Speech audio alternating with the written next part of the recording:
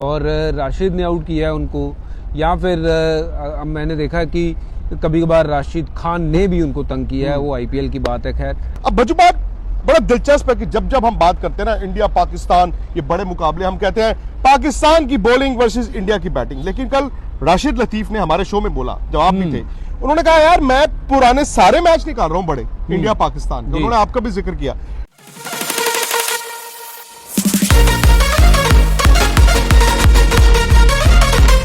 की टिकट भी पक्की करनी है और सामने मिल गया इंडिया। और इंडिया कैसे मिला? फॉर्म वाला। चलिए जी, तकरीबन 24 घंटे या उससे थोड़ा और आगे अगर आप जाएंगे तो आपको पता चल जाएगा कि सेमीफाइनल में इंडिया ने अपनी जगह बनाई कि नहीं बनाई। अगर ऐसा हो जाएगा तो पाकिस्तान होस्ट होने के बावजूद इस चैंपियंस ट्रॉफी से बाहर हो जाएगा। लेकिन दिन भर क्या हुआ वो रिपोर्ट देखिए। आज भारत की टीम ने अपनी प्रैक्टिस करनी थी, उसका वक्त बदल दिया। विराट कोहली ने एक्स्ट्रा बैटिंग की, लेकिन ये भी हुआ उनकी एंकल पे चोट लगी, उसके बाद आइस पैक भी लगाया। लेकिन ये कहा जा रहा है कि टीम इंडिया में सब कुछ ठीक ठाक है। विराट आज एक्स्ट्रा बैटिंग करके गए हैं, वो आज थोड़ा पहले आ गए थे, फिर पता चला इंडियन टीम भी पहले आ गई, मतलब मीडिया को नहीं पता था, व्हिच इज ओके। बट एक स्केयर हुआ बजुबा, स्केयर ये हुआ कि उनको गेंद लगा तो एंकल पे उन्होंने आइस पैक लगा दिया। लेकिन उसके बाद ये कहा गया कि नहीं, कोई चिंता की बात नहीं है। चिंता की बात तो अब होनी भी नहीं चाहिए, क्योंकि वो जब उन्होंने खुद ही कह दिया है कि नहीं मैं ठीक हूँ।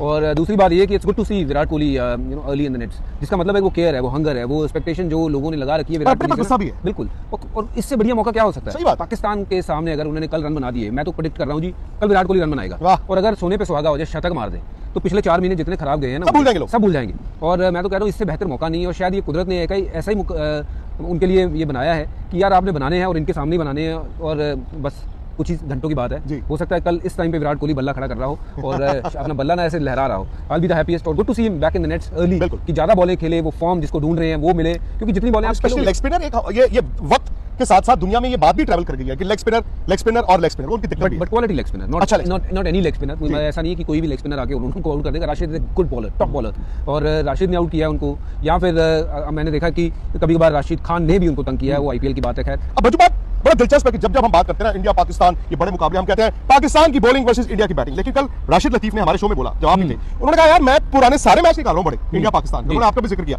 उन्होंने कहा आप एक चीज ना भूलिए कि इंडिया ने पाकिस्तान को बड़े मैचों में हराया है अपनी बॉलिंग के कारण, ना कि सिर्फ बैटिंग के कारण। तो ये अपने आप में एक बड़ी स्टेटमेंट है। और ये वाकई में देखा जाए इंडियन गेंदबाजों ने भी मतलब वो बराबरी का गेम तो किया ही है ना। बिल्कुल पाजी। और आप देखो, ये नहीं हो सकता कि आपने बल्लेबाजी अच्छी करी और गेंदबाजी नहीं अच्छी करो तो मैच हार जाओगे। तो दोनों चीजें ही अच्छी करनी पड़ेगी। अनफॉर्चुनेटली गेंदबाजी को ज्यादा उतना महत्व मिलता नहीं है जितना मिलना चाहिए ना। तो white collar batsman, blue collar जो है मजदूर, वो कहते हैं अपने आप को। बिल्कुल। और उस बात से मैं सहमत हूं। कल जो राशिद लतीफ ने भी बात करी थी वो यही थी बात कि देखो यार उस मैच में रन तो नहीं बने थे 2011 में, इतने रन नहीं थे कि वो डिफेंड हो जाए, बट फिर भी डिफेंड किए, वो डिफेंड हुए। अच्छा, इस मैच में भी पाजी जो मर्जी कहें पाकिस्तान हार के आ रहा है। अब पुराने जमाने का पाकिस्तान तो कभी भी जो बड़ी टूर्नामेंट जीता था ऐसे ही जीता था। वो शुरू ऐसे करते थे, ढीले ढाले हार रहे बाहर हो जाएंगे, अचानक से वो जीत जाते। अब इमरान खान कहां से लाओगे? पर आप वही पूछ रहा हूं आपसे कि क्या इस पाकिस्तान की टीम में आपको वो मादा दिखता है? बिकॉज मुझे तो ये भी लग रहा है, आई डोंट नो, वक्त बताएगा, बहुत ज्यादा वक्त नहीं है, कि बाबर के जो रन हैं, जैसे लोगों ने कहा यार बाबर को कॉन्फिडेंस आएगा, चलो 50 तो बनाए। मैं तो ये कहता हूं उस 50 के बाद जो गाली बाबर ने खाई है, जो थोड़ा बहुत कॉन्फिडेंस था, हो सकता है वो भी चला जाए। बिकॉज 320 रन आपके बॉलर ने भी खाए हैं, पर उनके पाकिस्तान के बॉलर्स ना पाजी कहीं ना कहीं बच के निकलते रहे हैं। मैंने जो देखा है, हालांकि अफरीदी, नसीम शाह, ऊपर से अगर वो 3 आउट कर दें इंडिया बहुत दिक्कत में आएगा। बट मैंने हालिया वो भी एक पैटर्न देखा है कि बीच में उनकी बॉलिंग फिर उसके बाद ना वो रोक नहीं पाती, और एंड में अगर सामने वाली टीम के पास 2 बैट्समैन भी बचे हुए हैं तो 10 में 120-30 का फेंटा वो खा लेते हैं। बॉलर ना उनके चुपचाप पिटाई के बावजूद इधर उधर से निकल जाते हैं।